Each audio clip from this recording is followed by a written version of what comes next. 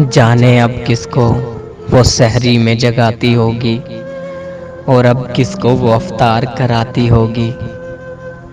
बेध्यानी में कभी उंगली के कट जाने पर खून बहता हुआ अब किसको दिखाती होगी।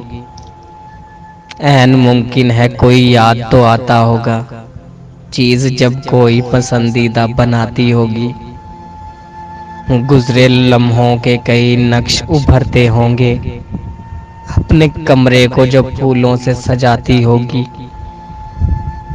जब मेरे गांव का यूं जिक्र निकलता होगा, एक एक चीज से उसे याद तो आती होगी। आईना उसको मेरी याद दिलाता होगा, जब भी जूड़े में कोई फूल सजाती होगी। जानती हो वो मुझे रात बहुत याद आए, जानती हो वो मुझे रात बहुत याद आए।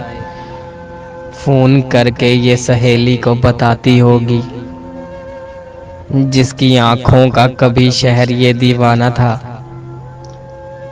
जिसकी आंखों का कभी शहर ये दीवाना था।